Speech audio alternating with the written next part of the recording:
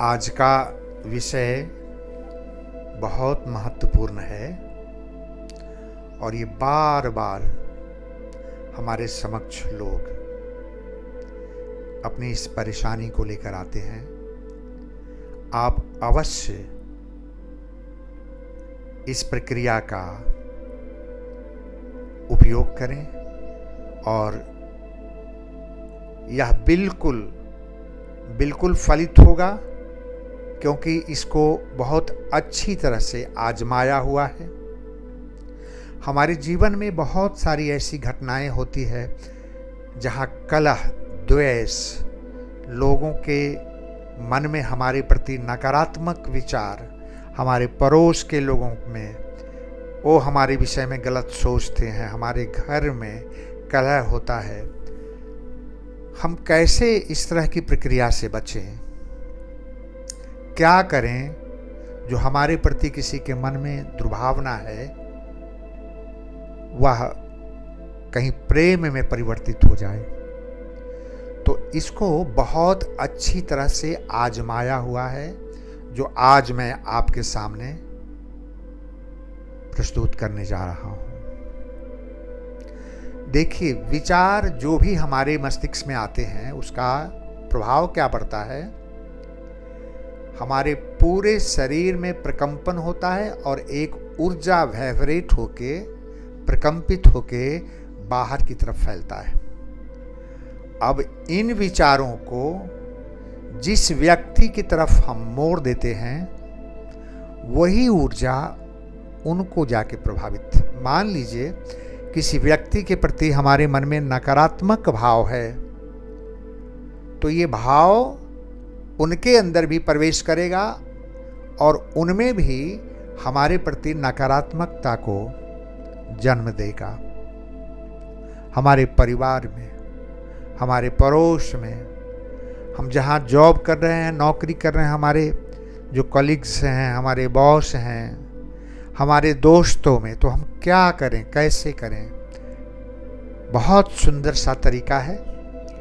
कठिन जरूर होगा कि जो व्यक्ति आप उसको इतना अधिक आपको परेशान किया है, आप कैसे बचें? इसका अर्थ यह नहीं हुआ कि उसके प्रति जो आपके मन में दुर्भावना है वो ख़त्म करके आप उसके आचरण में अपने आप को लिप्त होने दें, ऐसा नहीं है। बल्कि उस व्यक्ति के प्रति जो आपके मन में नकारात्मक भाव है और जो आपको क्लेश देता है, उससे आप कैसे मुक्त हों।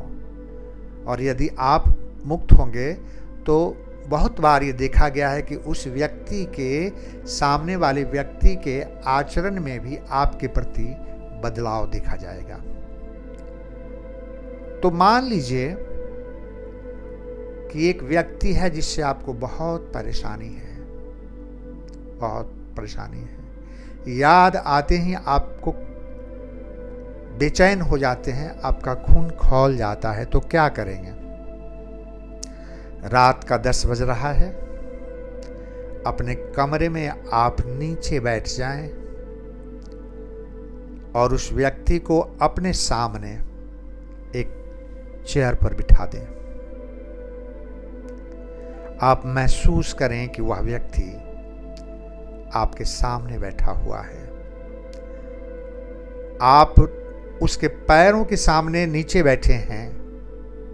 आप भूल जाइए अपनी महानता को। आप यह समझ लीजिए कि वह एक सूक्ष्म आत्मा है जिसके प्रति नकारात्मक आप में भी भाव है और उसके अंदर भी आपके प्रति है। इसको खत्म करना है। आप आहिस्ते से अपना सिर उसके पैरों पर रख दीजिए और कहिए विचारों के माध्यम से, जरूर ही कहीं मेरी गलती, मेरी भूल के कारण आपके मन में मेरे प्रति द्वेष और नकारात्मक विचार आते हैं। यह मुझे बहुत बेचैन करता है। मुझे भी, मेरे मन में भी आपके प्रति बहुत नकारात्मक, यह मेरी ही गलती है कि आपके प्रति, मुझे क्षमा करें।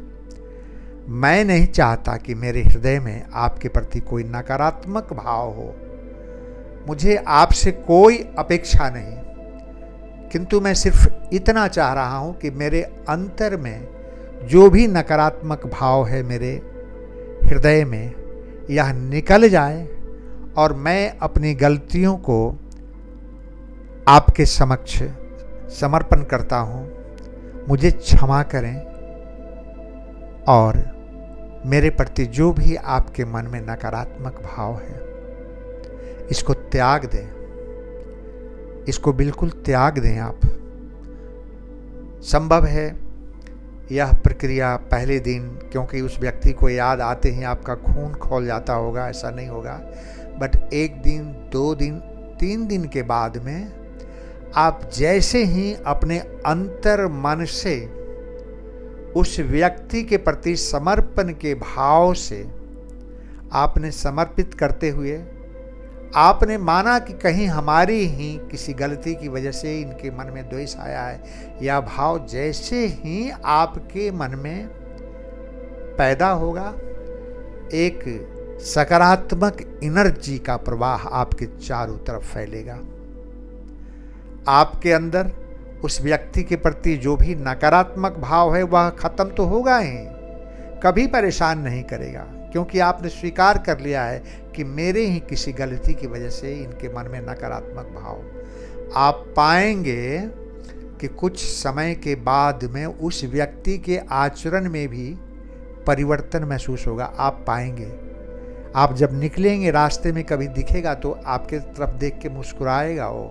संभव है वो आके बात भी करे, पूछे भी। यह प्रक्रिया परिवार में, दोस्तों के साथ और भी कहीं जहां हमें मिलना जुलना होता है, इस पर बहुत बार आजमाया हुआ है और बिल्कुल इसका जो असर है बहुत बहुत प्रामाणिक असर है, देखा गया है। कम से कम हम तो किसी भी व्यक्ति के प्रति, भाई, भाभी, बहन, मेरे दोस्त, मेरे कलीग, मेरे साथ मिलने जुलने वाले जो असंख्य लोग हैं, किसी के प्रति हमारे मन में नकारात्मक भाव नहीं आएगा, नहीं आना चाहिए। और आता है तो इसका सीधा नुकसान हमारे शरीर के अंग प्रत्यंगों को होता है, हमारे मस्तिष्क को होता है, हम अनियंत्रित और बेचैन रहते हैं। तो ये बिल्कुल, यह प्रक्रिया बहुत ही सुंदर है, इसका आप अवश्य इस्तेमाल अपने जीवन में करें। शांत चित्त होकर उठें और उस आनंदमय दशा में अपने आप को रखें। ध्यान शुरू रखिए।